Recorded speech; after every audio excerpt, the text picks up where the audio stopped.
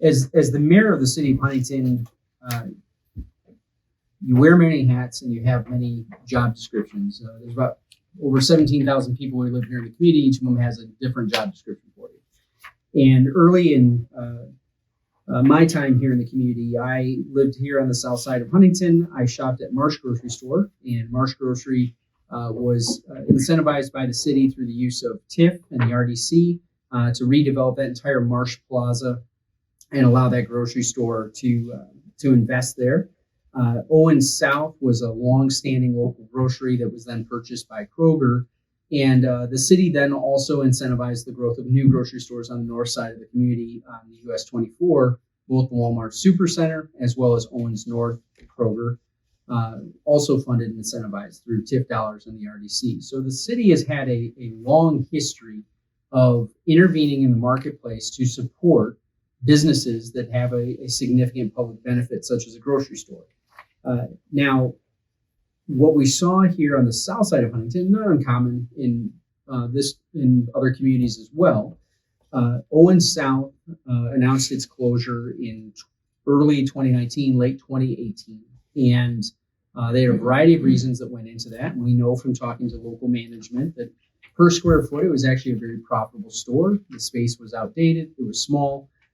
Those of us who shopped there were very loyal to it. But ultimately, corporate decisions in Cincinnati made a good corporate business decision and realized, why do we have two stores in the same community when if we have just one, we lower our overhead, and the odds are customers will follow us up to the north. And by and large, they've been right. The Marsh Grocery Store was successful until they went through some severe corporate, what I would entail as business mismanagement, and ultimately went bankrupt as an entire entity statewide.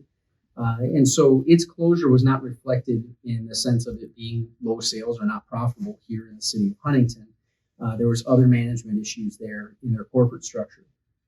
So throughout 2019 into present day, here in local government, one of the blessings we have is continuous and ongoing public input. And so as the mayor and as a candidate to run for mayor, this was a recurring theme amongst our Southside residents is, can we get a grocery store? What can the city do to get a grocery store? And so over the course of the years, I've approached several national chains. I know that private investors in our community have as well, and we've not been successful with it. And one day, after another no from a corporate grocery chain, had a chance encounter with Matt Ditzler from the Community Foundation in the hallway of the city building, and he shared about a model he'd heard of from Topeka, Indiana. And in Topeka, Indiana, coming out of the Great Recession in 2008, they had a food desert. They didn't have any grocery food options. And in 2011, they launched a private venture that allowed their community to invest and buy shares and then become a licensed Save-A-Lot. Now, that Save-A-Lot in Topeka is still operating to this day. It's been a successful venture for them, but what it gave them was local ownership and control alongside of the national economies of scale and the market analysis that Save-A-Lot brings to the table. Here in our own community then, that led to approaching several individuals to see if they would be interested in serving as a volunteer board to launch this sort of venture here in our community. So for the past 2 years, they have been working diligently with securities attorneys to make sure that they stay in line with federal requirements. And so they have gotten to the point where they're ready to move forward with soon with a public offering that would allow Huntington residents and otherwise to buy shares in a local grocery store venture. Now, of course, that comes with all sorts of risk caveats, and every household will have to decide on its own whether or not it's a worthy investment or not. But in the meantime, as mayor, I worked with them and talked with them, and when they were looking for a loan as it related to some of their construction and their initial investment, we approached the EDC, the Economic Development Corporation of the city, or commission of the city, to give consideration under Indiana statute to provide a loan. And so the terms of that loan were then referred to council and approved in subsequent council meetings. Now, this is a loan for $200,000. It's over 2 years. It's at 5% interest. It has an option to extend for a third year.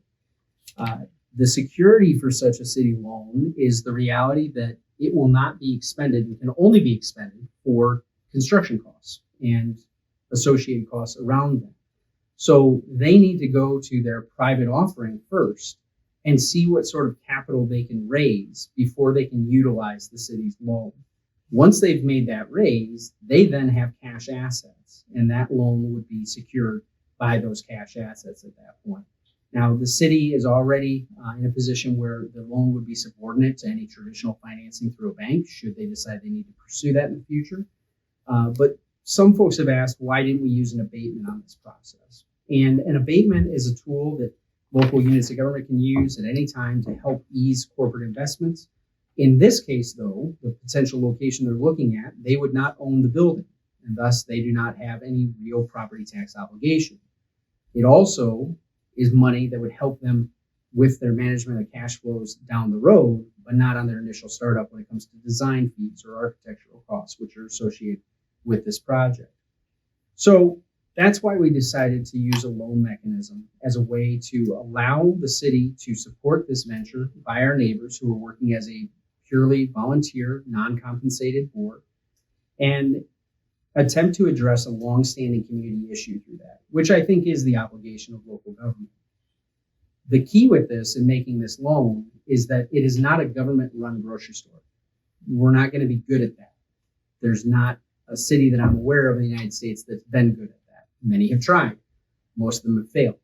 What has worked in those cities, including Chicago and otherwise, has been partnership with the private sector, with folks who know the grocery market, know that business, and working alongside of them to make that investment. Because the corporate entities, and the reason why I was struggling in my conversations and attempts to just bring one in, they look at traffic counts, and they only look at traffic counts. And so we would start a conversation about the location on the south side of Huntington, which is on a state highway, which is part of US 224, but those traffic counts are lower than US 24. And so then they would want to talk about, well, what if we put it up on US 24? Well, that doesn't solve the problem, and it exacerbates the other problems that we have, which mainly, as we look at this and recognize we are working on behalf of all of our residents, it's not just about solving the grocery and food desert issues on the south side of Huntington, though that is a high priority here. It's also about alleviating traffic congestion on the north side, which is caused because all of the grocery stores are north of the bypass at this point.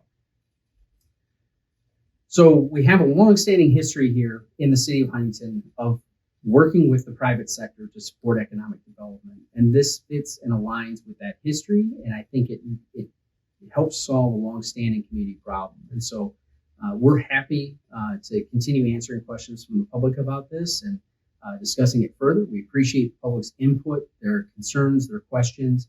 But ultimately, as we work in a representative democracy, and that's how we've chosen to operate this republic of ours, it's our job as civil servants to bring forth the best ideas and then bring it through the public process with it. And so in this case, it went through city council, not through the Board of Works, so that we have other elected officials duly appointed by the citizens of this community to do this sort of work. And so with that, I do want to open up to board members. If you have any question or comment regarding the venture or comments that you may have seen on social media that you want to bring to the surface so we can discuss them here.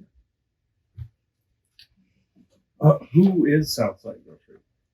And who will sign these documents ultimately? So the four members of the board are Romero from Los Amigos, Nicole Gatchell, Ryan Wall, and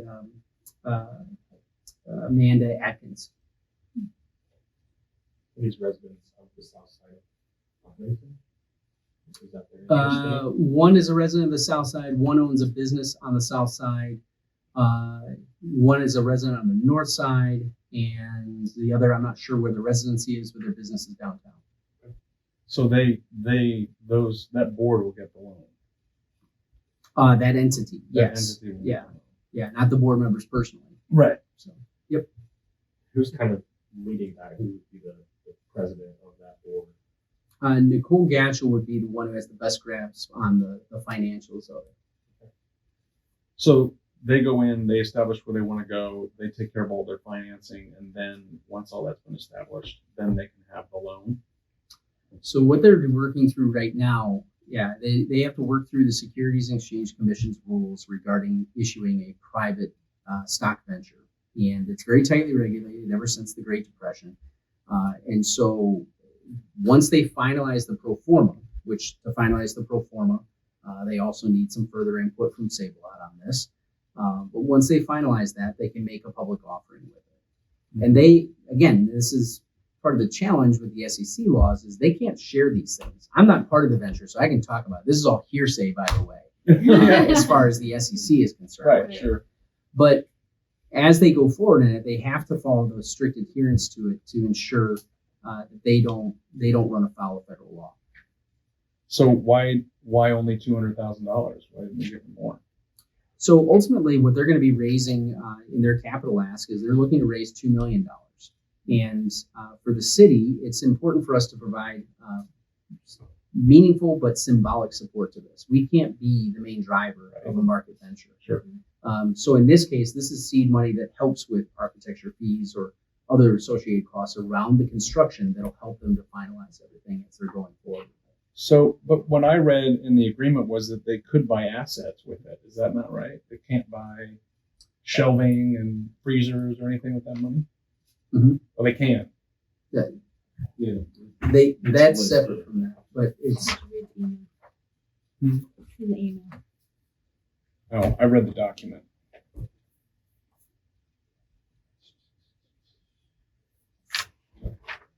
Equipment and furnishings. Yes. Rehab, renovation. Mhm. It's just hard costs, not hard costs, not salaries. Right. not So is there going to be like a minimum buy-in?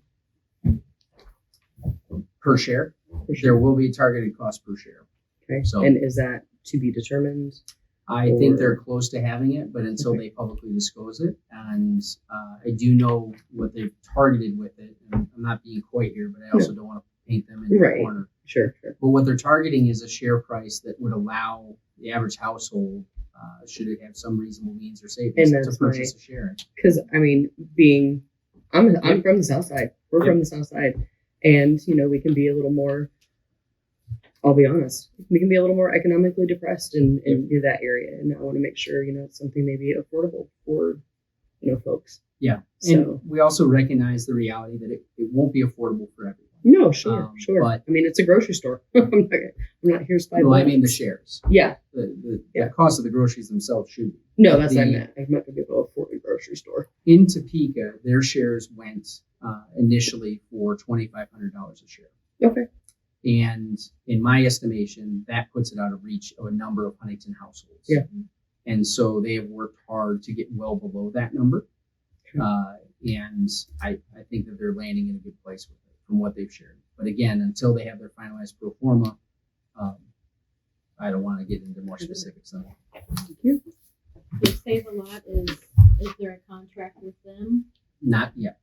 But So close. Save-A-Lot has their own criteria they have to meet as part of this process, and that's been one reason why it's been 2 years of working through this. Because usually what Save-A-Lot is used to is one person with at least $1 million and $300,000 in liquid assets comes to them and says, "I want to open a grocery store," and there are many of us in town that have that capacity and interest to do so. Hmm.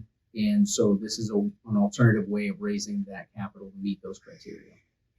But Save-A-Lot comes in then as a corporate partner, licensing with them to help with economies of scale, product acquisition, and operating the grocery store. So there will be a local operator hired as part of this process, but they're not there yet.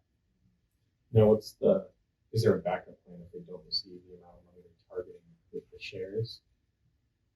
Like, are they still able to proceed even if they don't receive money from people from the community buying in? No, I don't think so.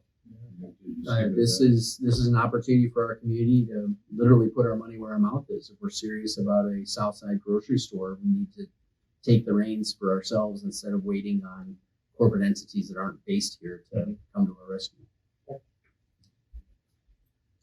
There more than one location possibilities, or is they kind of set on one particular place?